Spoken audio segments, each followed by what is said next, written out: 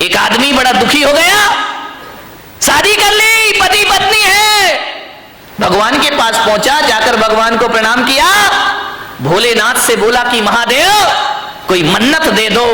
महादेव ने कहा मांग, क्या मन्नत मांगता है?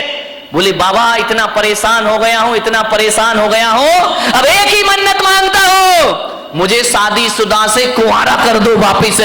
भोलेनाथ ने देखा शादीशुदा से फिर से कुंवारा कर दूं वापिस है। भोलेनाथ ने कहा निकल यहां से बाहर। अरे बोले बाबा ये कैसी बात है कि आप मुझे बाहर निकाल रहे हो, मेरी मन्नत पूरी करो। भोलेनाथ ने कहा कि मैं मन्नत तो पूरी कर लूंगा, लेकिन पागल है तू, मन्नत नहीं तू जन्नत मांग रहा है, जन्नत में तुझे शादीशुदा को कुंवारा कर दो, ये मन्नत नहीं ये जन्नत की डिमांड हुआ। ध्यान रखना तुम्हारा घर जन्नत बन सकता है, इसमें कोई भी डाउट नहीं है। थोड़ी सी समझदारी अपने अंदर रखिए, समझदारी आ गई तो घर को जन्नत बनने में ज्यादा देर नहीं लगा करती है। ध्यान रखिए। मान्यवर आपसे निवेदन है,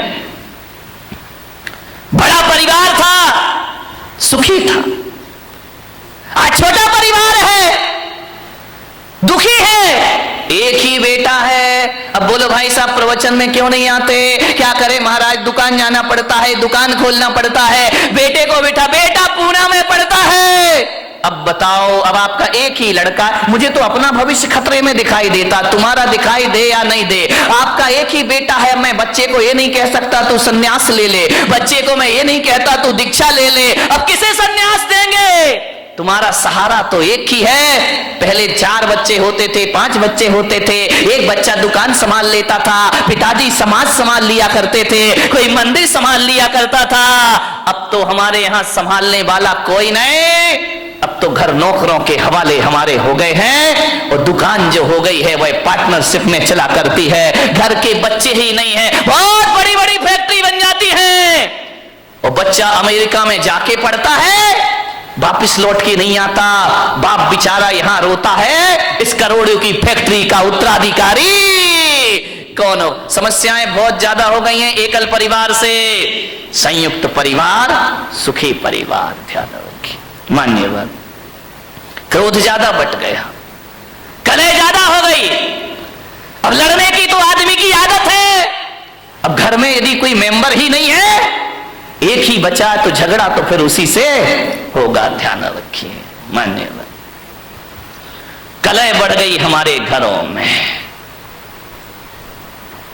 ऐसे बात करते हैं किसी से जैसे उस पर कोई एहसान कर रहे हो, जवाब नहीं दिए जाते हैं। हालात ये हो गए हैं कि पति बेचारा थका हारा घर पहुंचता है, आवाज लगाता है कि सुनती है एक गिलास पानी लाके दे दे, प्यास लगी है बहुत। अब पत्नी क्या बोलती है, देख नहीं रहे मैं सीरियल देख रही हूं, टीवी देख रही हूं, ऐसा करो जाके चुपचाप पानी पी लो, और हो सके तो एक गिलास मेरे लिए भी ले आए। हालात बहुत खराब है घरों के, स्थितियां भी, तुम तो पी लो और हो सके तो एक गिलास मेरे लिए भी पानी लेकर आ जाए। यही चल रहा है ना घर में। शर्माओ मत, देखो सही बता जो कुछ चल रहा है। मैं कोई प्रवचन कोई आकाश से उतर के तो आते नहीं है। एक महिला ने पूछा महाराज एक बात बताओ, तुम्हारी शादी हुई? मैंने कहा मेरी तो शादी नहीं हुई है। बोले आपका परिवार था? मैंने कहा मेरा तो कुछ भी नहीं है। बोले कब दीक्षा ले ली? मैंने कहा बहुत छोटी सी उम्र में दीक्षा ले ली। तो बोले आप एक बात बताओ, तुमने शादी करी नहीं, तुम्हारे बच्चे हैं नहीं, तुम्हारे बीवी है नहीं है, फिर एक बात बताओ महाराज, ये तुम्हें घर की बातें कहां से पता चलती है, ये घर गृहस्थी की बातें कहां से जान लेते हो? अरे मैंने कहा मैं कहां जानता हूं। तो बोले आप इतनी बातें बोलते हो, इतना उदाहरण घर गृहस्थी के देते हो, ये बताओ महाराज तुमने ये सीखा कहां से? मैंने कहा मैंने कुछ नहीं सीखा देवी, तुम्हारे पति आते हैं मेरे सामने, रोते हैं चले जाते हैं, अपनी घर की बातें तुम ही बता जाती हो, तुम अपनी बातें बताती हो, मेरा प्रवचन तैयार हो जाया करता है। और कहां से प्रवचन प्रवचन लाऊंगा। प्रवचन तो तुम्हारे बीच से बनेंगे, मैं कहां से लेकर आऊंगा? तुम ही आते हो महाराज, ये परेशानी, ये दिक्कत, वो दिक्कत है, बस मैं पॉइंट नोट करते जाता हूं, मेरी डायरी में प्रवचन तैयार हो जाया करता है। और प्रवचन आएगा कहां से? समाज की बातें समाज के बीच रखना पड़ती हैं। आपको उसी भाषा में समझाया जा सकता है, आपको शास्त्रों की भाषा में समझ में आने वाला नहीं है। उदाहरण भी वही दिए जाते हैं जिसमें आप सुबह शाम जिया करते हैं। ध्यान रखना, ये दिल की बातें दिल तक पहुंच जाया करती हैं, वरना ज्ञान की बातें एक कान से सुनो और दूसरे कान से निकल जाती हैं। ध्यान रखिए, बड़े परेशान हैं लोग, बहुत हैरान हैं लोग, क्रोध से परेशान हैं। अब क्रोध तो भाई आ ही जाता है, करोगे क्या करोगे? लाख कोशिश करो, क्रोध तो आ ही जा। जहां चार बर्तन होते हैं वहां खटपट तो बोलो होगी, आगे भी।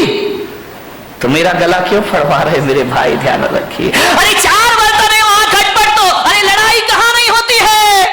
ये मत सोचो कि केवल तुम्हारे घर में लड़ाई होती है। लड़ाई तो महापुरुषों के घर में भी हुआ करती है, बड़े बड़े ज्ञानियों के घर में झगड़ा हुआ करते हैं। अब आप भी बताइए, जिन्हें दुनिया महापुरुष बोलती है, आदर्श पुरुष माना करती है, लड़ाइयां तो उनके घरों में भी हुआ करती हैं। अब ये महाभारत बताओ, कोई गरीब घरों की लड़ाई तो थी नहीं, ये महापुरुषों के घरों की लड़ाई थी। महाभारत दो भाई भाई लड़ रहे हैं, वो भी तो एक झगड़ा ही था ना।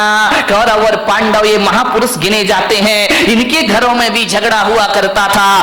रामायण में सिंहासन को लेकर के झगड़ा हो गया, राम के घर में भी झगड़े होते हैं, दुर्योधन के घर में झगड़े हुआ करते हैं, युधिष्ठिर के घर में झगड़े हुआ करते हैं। झगड़ा कहां नहीं होता मेरे भाई? भरत बाहुबली का ये झगड़ा नहीं तो क्या था? ये भी तो एक झगड़ा था। ये मोक्षगामी लोग, ये सम्यक दृष्टि लोग, यहां इनके घरों में भी झगड़े होते थे, और बड़े आदमियों के घरों में भी झगड़े होते हैं। मुकेश अंबानी, अनिल अंबानी, ये झगड़ा नहीं तो क्या पेस्टीज रगड़ा है? विचार करिए, झगड़ा तो इनके घर में भी। प्रमोद महाजन, प्रवीण महाजन, झगड़े तो इनके भी घर में हुआ करते हैं। ऐसा कोई नहीं है जिसके घर में बारामती के घरों के बारे में मुझे नहीं मालूम है, यहाँ झगड़े हैं या नहीं है। होशियार मत बनो कि हमारे यहाँ झगड़े नहीं है, घर घर की कहानी है, इसलिए तो महिला देखती हैं कहानी घर घर। विचार करिए, सास भी कब हुई?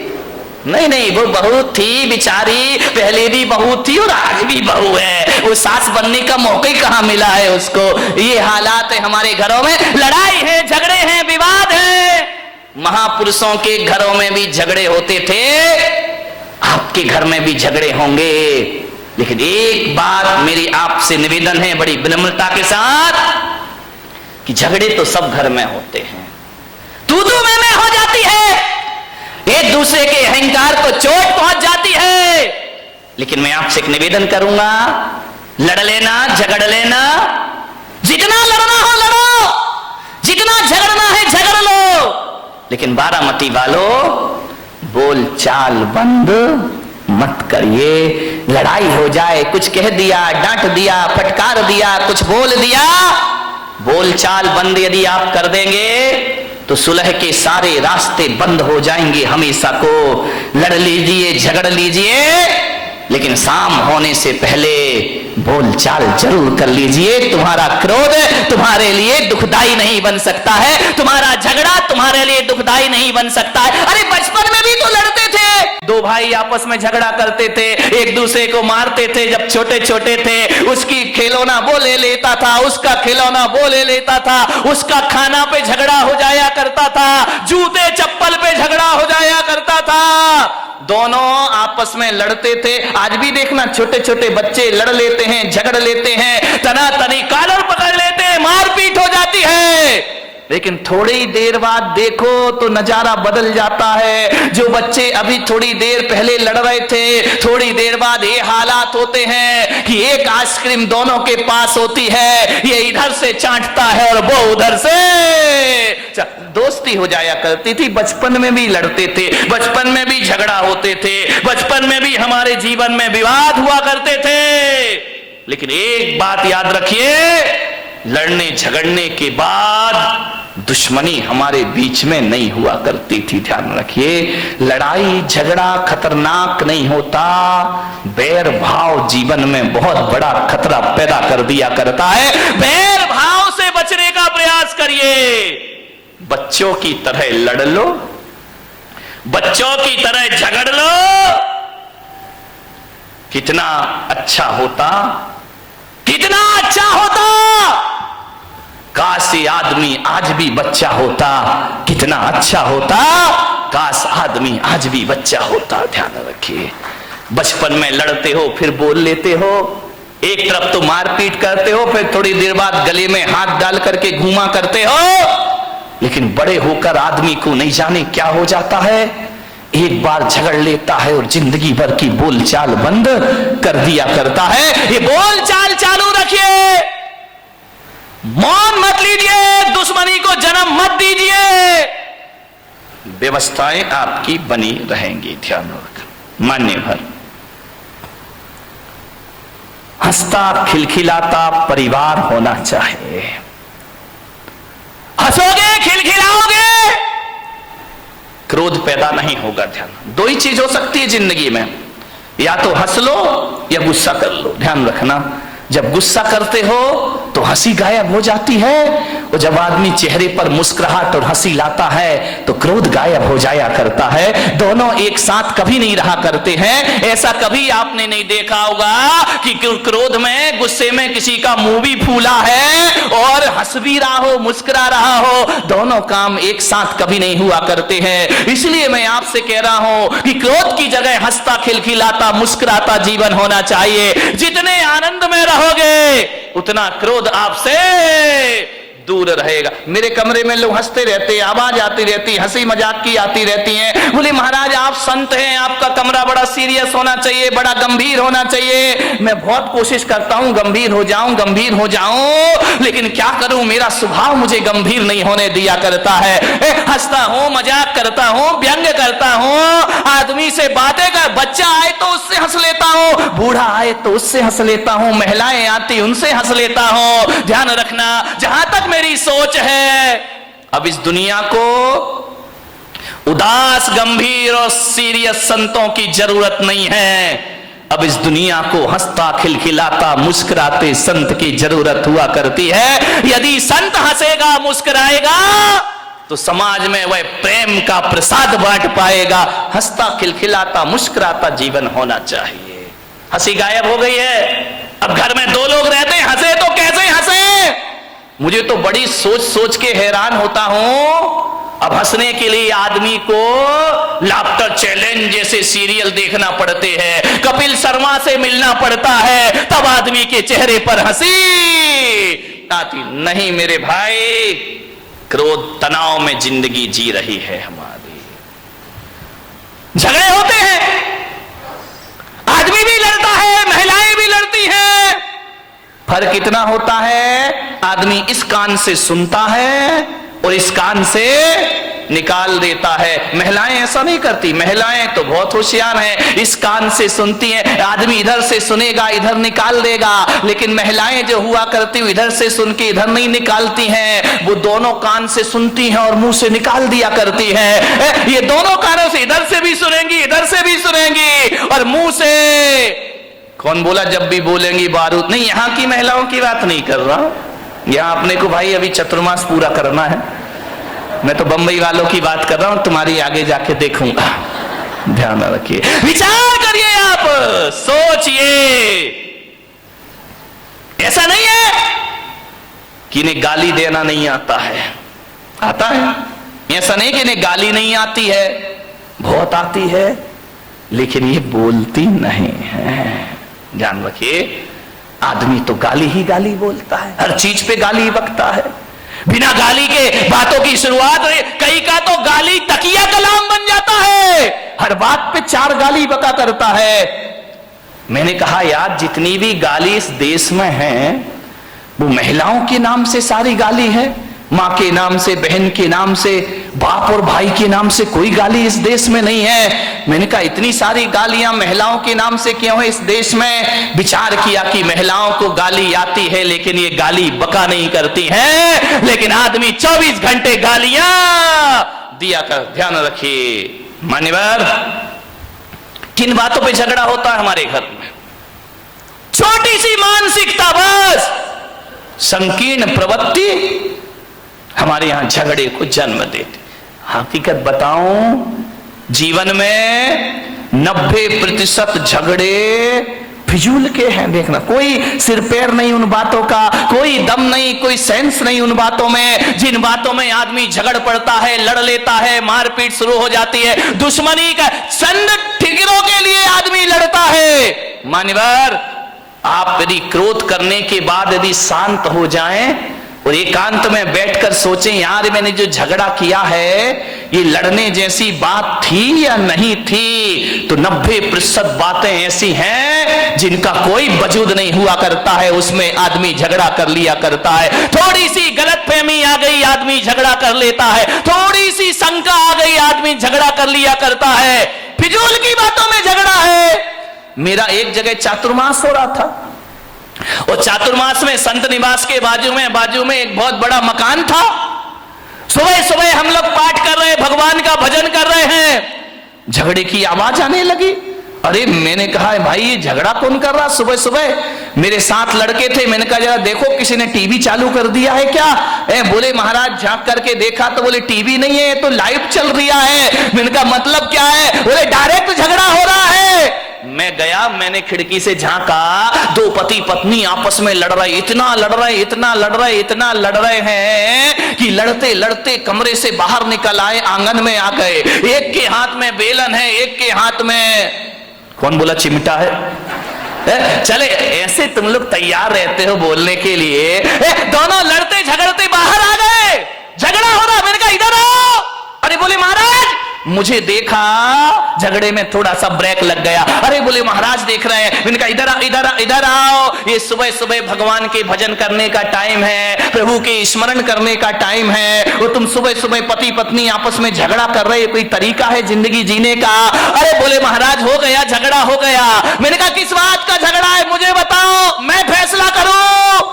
बोले महाराज फैसले वाले का कोई बात ही नहीं है, तुम इनका लड़काए को रहे हो। बोले महाराज जब पूछ रहे हो तो हम बताते हैं, झगड़ा हमारा 12 बजे रात से चल रहा है। अरे मैंने कहा कमाल कर दिया, पति पत्नी दोनों हैं, 12 बजे रात से झगड़ा चल रहा। मैंने कहा किस बात का झगड़ा चल रहा है? बोले कुछ नहीं महाराज, आज नींद नहीं आ रही थी हम दोनों को। तो बोले क्या करे? बोले टीवी भी नहीं चल रही, लाइट भी नहीं थी। तो मैंने कहा क्या किया तुमने? बोले बस लेटा लेटा मेरे मुंह से इतना निकल गया कि मैं अपने बेटे को डॉक्टर बनाऊंगा। पत्नी ने सुना, खबरदार तुम्हारा बेटा डॉक्टर नहीं बनेगा, तुम्हारा बेटा इंजीनियर बनेगा। तो मैंने कहा यार तू इतना क्यों बोलती, जब मैंने कह दिया मेरा बेटा डॉक्टर बनेगा। पत्नी ने कहा कोई तुम्हारा अकेला हक नहीं है, मेरा भी हक है, मेरा बेटा इंजीनियर। अब फिजूल की बात है, इस पे झगड़ा बढ़ गया। बोले देखता हूं कैसे डॉक्टर बनाएगा। बोले मैं भी देखती हूं कैसे इंजीनियर बनाएगा। झगड़ा बढ़ते जा रहा। बोले बढ़ते बढ़ते हाथापाई पर आ गए हम लोग कि डॉक्टर ही बनेगा, इंजीनियर ही बनेगा। इतना झगड़ा, बोले सवेरे के 4 बज गए लड़ते लड़ते। बोले देख तू ज्यादा बातें मत किया कर मेरे से, जब मैंने बोल दिया कि मेरा बेटा डॉक्टर बनेगा तो बनेगा। पत्नी ने कहा मैंने बोल दिया मेरा बेटा इंजीनियर बनेगा तो बनेगा। रात भर झगड़े। मैंने कहा एक बात बताओ, तुम दोनों आपस में लड़ रहे हो, झगड़ रहे हो, एक बार बच्चे की मर्जी भी पूछ लो कि तुझे क्या बनना है। बच्चे से पूछना ही नहीं है, दोनों लड़े जा रहे हैं, ये बिना सिर पैर के झगड़े। मैंने कहा बच्चे को बुलाओ बच्चे को, उससे पूछो कि तुझे क्या बनना है। पति ने पत्नी को देखा, पत्नी ने पति को देखा। अरे मैंने कहा बच्चे को बुला के लाओ ना। बोले बच्चा तो अभी पैदा ही नहीं हुआ है। तेरे की आदमी, बच्चा यदि पैदा हुआ तो डॉक्टर बनाएंगे। फिजूल की बातों का झगड़ा है। ये कोई झगड़ने की बात है? सास बहू में झगड़ा हो गया। बहू ने कहा मलाई मेरे पीहर में जाएगी। सास ने कहा चल हट, मलाई यहीं खाई जाएगी। इतनी लड़ाई, इतनी मलाई पे झगड़ा हो गया। बोले ये तो पीहर में जाएगी, पास में ही पीहर लोणन नीरा की होगी और कहां की हो सकती है? तो बोले ये मलाई मेरे पीहर में जाएगी। सास ने कहा नहीं, बड़ाई तो बारामती में ही खाई जाएगी, चाहे कुछ भी हो जाए। बोले देखती हूं तू कौन होती है रोकने वाली, अरे तेरे जैसी लाखों बहुएं देखी, चल मलाई यहीं रहेगी। इतना झगड़ा। ससुर जी दुकान से आए, उन्होंने कहा ये महाभारत क्यों मचा रखी, झगड़ा क्यों है? बोले बहू को समझा लो, वो कह रही है कि मलाई पीहर में जाएगी और मैं कह रही हूं कि मलाई यहीं खाई जाएगी। ससुर ने कहा तुम मलाई पे लड़ रही, लाओ मलाई लेकर आओ, मैं ही खा लेता हूं, टेंशन खत्म हो जाएगा, मलाई लेकर आओ। सास ने बहू को देखा, बहू ने सास को देखा, बोले मलाई लेके आ, बोले तू लेके आ। दोनों ने देखा लाए कौन। अभी तो दोनों में ये चर्चा चल रही थी कि भैंस लेके आना है। अभी भैंस आई, बचा ये भैंस घर में आई नहीं, मलाई का झगड़ा शुरू हो गए। फिजूल के झगड़े हमारे घरों में, बिना सिर पैर की ये बातें हमारे घरों को नरक। इतनी सी महिलाओं का तो पूछो ही मत क्या है, यहाँ की नहीं बम्बई वाली महिलाएं जो है, इतना गड़बड़ मामला है, इतना गड़बड़ मामला। अब छोटी छोटी फिजूल की बातों में झगड़ा हो जाता है। अब गर्मी के दिन थे, जेठ जी घर में आए और घर में आकर के उनने ऐसा कोई बेचारे का इंटेंशन नहीं था, कोई सोच नहीं था, ऐसा उसने विचार नहीं किया। उसके बच्चे भी आए, भाई के बच्चे भी आ गए। बोले बच्चों पास आओ, जल्दी आओ, जल्दी आओ, मैं बाजार से मीठे मीठे आम लेकर के आया हूं तुम्हारे लिए, ये आम खाइए। जेठ जी ने क्या किया, थैले में हाथ डाला, एक आम अपने बच्चे को दे दिया और एक आम अपने छोटे भाई के बच्चे को दे दिया। वहां खड़ी खड़ी देवरानी देख रही है, बहू रानी देख रही है, अच्छा अपने बच्चे को भी आम, मेरे बच्चे को भी आम। लेकिन ये जेठ जी तो बहुत पक्षपात है, ये जेठ सही नहीं है।